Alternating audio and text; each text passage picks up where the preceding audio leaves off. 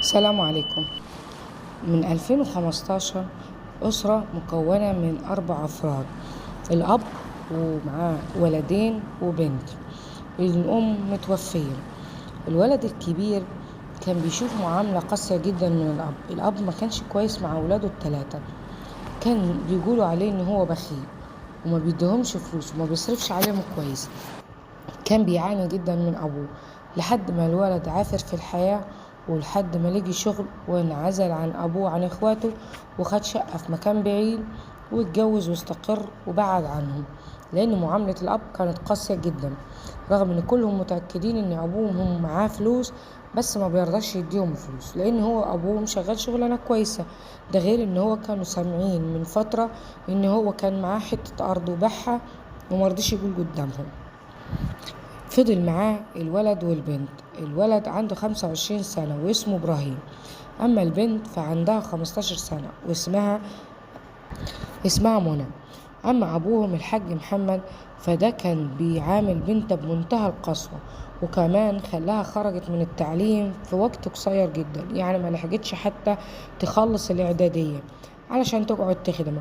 وهو كان كويس وكان بيطلع وبيشتغل، وكان دايما بيشتم ويهين ويغلط في ابنه، وابنه كان أحيانا يبات على السلم أو يروح يتلم على عيال زي كده بيكونوا سايبين بيوت أهلهم ويتلموا ويشربوا ويسهروا مع بعض ويحششوا ويرجع آخر الليل، وكانت أخته تستناه. وطبعا كانت نفس القصة مع الأب، خدمة طول النهار وإهانة وضرب، لحد ما جت أخته اللي هو أخت الحاج محمد وخلعت البنت من تحت إيده بالعافية وهو بيضرب فيها. فقالت له خلاص خليها تيجي تقعد معايا تخدمني أنا وعيالي وهديها فلوس كل شهر وهي تترحم من الضرب شوية. طبعا كان الموقف صدمة جدا للبنت، لأن معنى كده إن عمتها عايزاها خدامة بالأجرة، لكن الأب معرضش وقال لها خديها. فعلا يا ريت كمان عمتها رحمتها، دي كانت بتخليها تشتغل ليل ونهار رغم البت سنها صغير، وكانت غسيل وتنظيف وبتخدم عيال عمتها وجوز عمتها، ده غير الإهانة والضرب اللي كانت عمتها بتديهولها كل يوم. لحد ما عدت بيها السنين والبنت فاض بيها ما قدرتش تستحمل، سابت عمتها وهربت وراحت بيت أبوها تاني.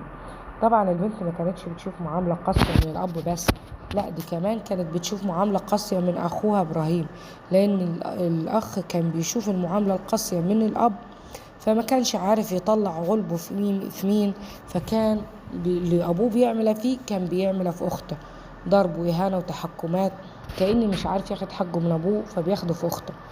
لكن البنت منى لما هربت من عمتها ورجعت بيت أبوها لقيت معاملة أخوها متغيرة خالص، حست ان اخوها اللي كانت تستناه الليل كله عشان يجي من بره وتفتح له الباب، واللي بيجي مره سكران ومره تعبان ومره بايت على السلم من ضرب ابوه اهانته، دلوقتي اتغير خالص، رغم ان هو ما كانش بيشتغل برضه، وكان لو اشتغل يوم ما بيشتغلش 10، وما كانش بيلاقي حاجه ثابته يقعد فيها عشان يترحم من ابوه.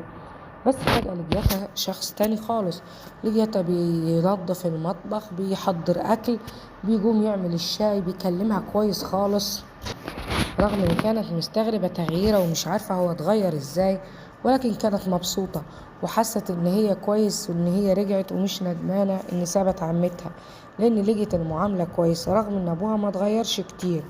بس فجأة دوام الحال من المحال، الاب بدأ يتعب والتعب بدأ يأثر على جسمه، لحد ما طبعا مش قادر يمشي على رجله كويس، عايز حد يسنده. لا طبعا راح ابنه إبراهيم اشترى له عصاية عشان يقدر يدوس عليها ويحمل عليها ويمشي كويس، ولكن كان رغم ان جايب له العصاية والعكاز ان يمشي عليه، لكن كان برضو محتاج ان حد يسنده.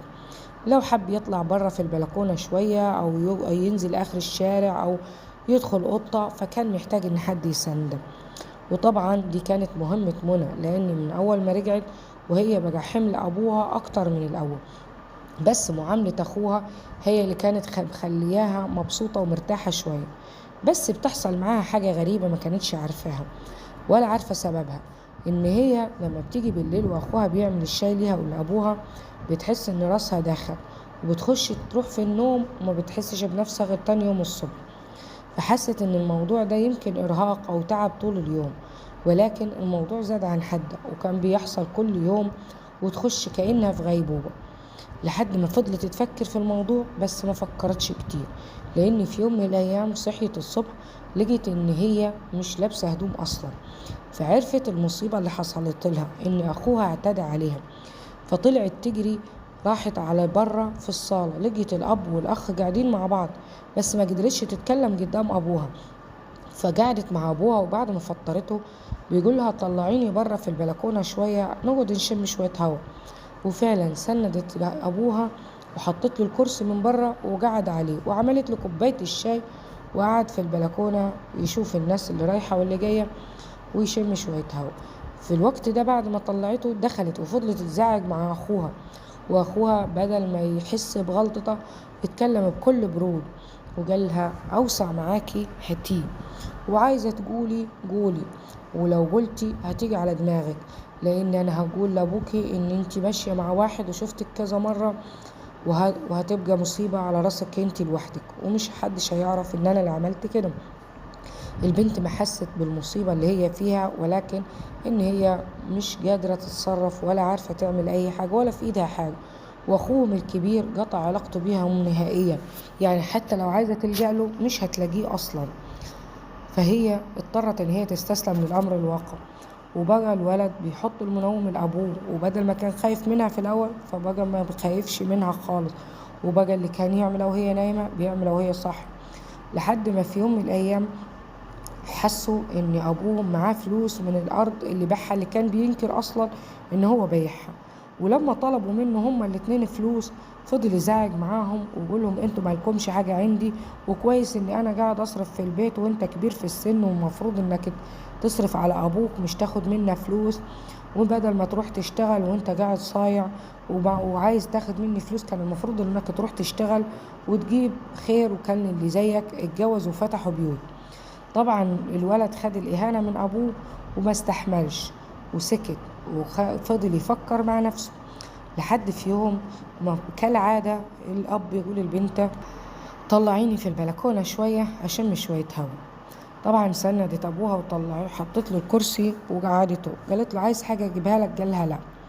في الوقت ده لما دخلت خدها أخوها ودخل بيها الأوضة. الأب بعد فترة فضل ينادم عليها ما بتردش، اضطر ان هو يتسند على العكاز بتاعه ويدخل، وان حركته بطيئة جدا، كان ماشي تاتا تاتا، يعني مش قادر ان هو ينجر رجله زي الناس الطبيعية، فكان بيضطر يتسند على الحيط او على الباب بايده التانية، لحد ما سمع صوت في اوضة النوم. ولما دخل وفتح الباب شاف المنظر اللي صدمه، وكان جايب اخره مش عارف يتكلم، يعني الصدم، ورجع لورا شوية وقعد على الكنبة بتاعت الصالة وما قدرش ينطق أبدا. الأخ والأخت فضلوا فترة طويلة أكتر من ساعات في الأوضة خايفين يواجهوا أبوهم. وفجأة الولد أخد بعضه وطلع يجري من الشقة. البنت فضلت تبكي لأبوها وتقول له أنا ماليش ذنب، وهو اللي عمل كده، وهو اللي كان بيحط لي منوم في الشاي، وفضلت تبكي لأبوها. ولكن الأب جاته حالة صدمة شديدة جدا لدرجة إنه مش قادر ينطق أو يتكلم أو حتى يرفع عينه يبص فيها، كان قاعد على الكنبة مسهم وبس. لحد آخر النهار راح الولد اتصل بأخته، قالها جابليني على السطوح عشان عايز أقول لك كلمتين. وفعلا البنت بعد ما أبوها نام ركبت على السطوح وراحت لأخوها، فبيقول لها بصي أنا فكرت في كل حاجة ووصلت إن أبوكي مش لازم يكون عايش لحد دلوقتي، كده كده هو عالي علينا، وفي نفس الوقت معاه فلوس ومش راضي يدينا، فهو لما نتخلص منه هيكون أريح ليه ولينا. طب هنعمل إيه؟ قالها أنا فكرت في كل حاجة، انتي هتاخدي السم وهتحطيهوله في الأكل، وبعد كده أنا هدخل وهخلص كل حاجة.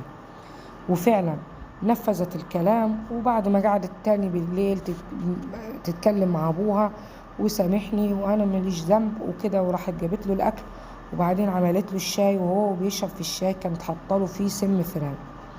من أول ما خلص كوباية الشاي أبوها طبعا ما استحملش ووجع من طوله، على طول بعتت لأخوها اتصلت بيه وجابته، وجه ورفعوه هما الاتنين وحطوه على الكنبة، وقالها خلاص خدي الأنبوبة بتاعة البوتاجاز واعملي نفسك راح تغيريها من المستودع اللي جنبينا. وملكيش دعوة بالباقي. خدت الأنبوبة ونزلت بيها على أساس قدام الناس والجيران إن هي راح تغير الأنبوبة، وهو كان جايب مادة سريعة الاشتعال، كب منها على جسم أبوه. طبعا خاف لأبوه يكون لسه حي، فأول ما كب عليه المادة المشتعلة وكب على الكنبة اللي أبوه قاعد عليها وعلى الحيطان، بس قبل ما يولع في الشقة جاب السكينة وطعن بيها أبوه في صدره عشان يتأكد إن أبوه مات ومش هيقدر يطلع منها، ورمى السكينة جنب أبوه في الأرض عشان لما النار تاكل البيت وتاكل الجثة تاكل السكينة والبصمات ومحدش يعرف مين اللي عمل كده. الولد مجرد ما ولع في الشقة والكنبة اللي أبوه نايم عليها نط من الشباك على العمارة اللي جنبيهم، ومن العمارة اللي جنبيهم طلع من العمارة على الباب الوراني من الشارع اللي من ورا ومشي ومرجعش. وطبعا كان ناس ما حدش يعرف ان هو كان معاه تليفون، لان التليفون ده كان شاريه تليفون صغير ورخيص مستعمل، وما كانش مبين قدام حد ان هو معاه تليفون علشان ما حدش يتصل بيه ويقول له ان ابوه في حريق في الشقه وكده. وفعلا الحريق مسكت في البيت كله، والبنت طبعا في الشارع فضلت تصرخ وتقول ابويا جوه، ابويا ما بيتحركش، والنار شديده. الناس مسكتها وما رضوش يخلوها تدخل ولا تتجرب من الباب، لان النار اصلا ماسكه باب الشقه لحد جوه. وطبعا اتصلوا بالمطافي اللي جت وطفت النار بعد فتره طويله، وفضلت تصرخ وتقول ابويا ابويا لحد ما دخلوا الشرطه والاسعاف، جابوا الجثه حطوها في كيس اسود وخدوها وطلعوا بيها على المستشفى. طبعا الضابط ما كانش مصدق الحوار ده. طب ازاي الاب ما بيتحركش نهائيا وراجل مريض وتحصل نار في الشقة بالشكل ده وبنته مش موجودة، يعني لا يقدر يقوم يعمل حاجة أو يولع نار أو كده؟ فقالوا بعض الجيران إن كان عندنا كهرباء بايظة. البنت قالت قدامهم إن كان عندنا الكهرباء بايظة وبتعمل ماس، وأكيد الماس ده هو اللي عمل الحريق. ولكن الضابط ما صدقش الموضوع ده، وكان مبين قدامهم إن هو مصدق، ولكن كان بيفكر مع نفسه. طب رغم ان الاب كان مريض ولكن كان يتحرك، ما كانش مشلول شلل رباعي لدرجه انه ما يقدرش يتحرك من الكنبه، لان لما دخلوا لقيوا الجثه متفحمه. الجثه كانت نايمه على الكنبه، نايمه كأن ما فيش اي احساس ان في نار حواليه او ان هو خايف من النار. حتى على الاقل كان لقيوه واجع من على الكنبه او وصل عند الباب على الاقل هيحاول ينقذ نفسه، ولكن ده كان نايم كأنه نعسان او مكتول على الكنبه متحركش. فالموضوع شك فيه ضابط الشرطة، بس ما بينش قدام البنت ولا الولد.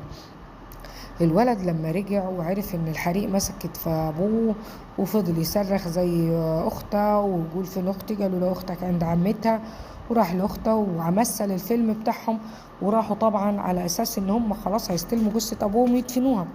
ولكن الضابط قال لا، الجثة مش هتدفن دلوقتي، لان حول الجثة للمشرحة، وهناك المشرحة قالت كلمتها اللي هي ان الاب اصلا مطعون بسكين ومحطوط له سم وميت قبل الحريق. لما الضباط راحوا الشقة وفضلوا يعينوا لقيوا سكينة ايدها محروقة، وفي نفس الوقت لقيوا الكنبة متفحمة قبل الشقة، يعني اللي الكنبة اتحرقت قبل الشقة. اذا اللي ولع النار دي كان قاصد الكنبة اللي الابو نايم عليها، مش ماس كهرباء هيمسك في الشقة بس. فاذا الضابط شك في الموضوع. مع فضل يسأل، عرف ان ال3 اولاد معاه اللي هم اولاد الحاج محمد كلهم ليهم مشاكل مع الاب نظرا لمعاملة الاب السيئة، ودايما الجيران بيقولوا بنسمع صوتهم وخناقهم بالذات مع الاخ الكبير، لما مع الاخ اللي اسمه ابراهيم اللي هو الوسطاني اللي عايش معاهم. لما سألوه قال انا ما نعرفش حاجة، انا كنت في الشغل وشغلي بعيد عن البلد اللي انا فيها، ولما رجعت اخر النهار قالوا لي ان الحريق مسكت في البيت. طبعا فاضل مين غير البنت اللي قاعده في معاه ابوها؟ البنت قالت انا رحت نغير الانبوبه وشاورت ابويا وقال لي طيب وسبتها ونزلت، وفجاه انا وبجيب الانبوبه لقيت النار ماسكه في البيت. طبعا الاب رفع بصمات كانت باينه بعجوبه على طرف السكين، لان من حظه ان السكين اتحرقت حته صغيره من الايد بتاعتها ولكن مش كلها. ولقيوا البصمات بصمات الولد. طبعا مع الضغط الشديد على الولد والبنت اضطروا ان هم يعترفوا بكل حاجة، وقالوا ان هم ابوهم شافهم بمنظر مش كويس، وان هم كان لازم يتخلصوا منه، وان ابوهم راجل بخيل وراجل معذبهم ومعيشهم في عذاب.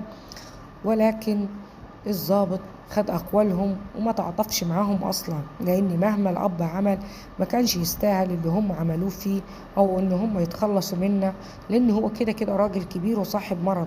كان عندهم استعداد يستنوا أو يستحملوه شوية، ولكن استعجلوا وأنهوا حياة أبوهم وخسروا دنيتهم وآخرتهم. من هنا ضابط الشرطة خلص المحضر وحول للمحكمة بعد ما خد أقوالهم كلهم واعترافاتهم النهائية. من هناك المحكمة حكمت عليهم هما الاثنين كل واحد ب15 سنة سجن. يمكن الحكم ما يكونوش يستاهلوه، كانوا يستاهلوا أكتر من كده، ولكن القضاء هو اللي كلمته سيف على الكل، وحسبي الله ونعم الوكيل في كل الأولاد اللي يعملوا كده في الأب والأم. وشكرا والسلام عليكم.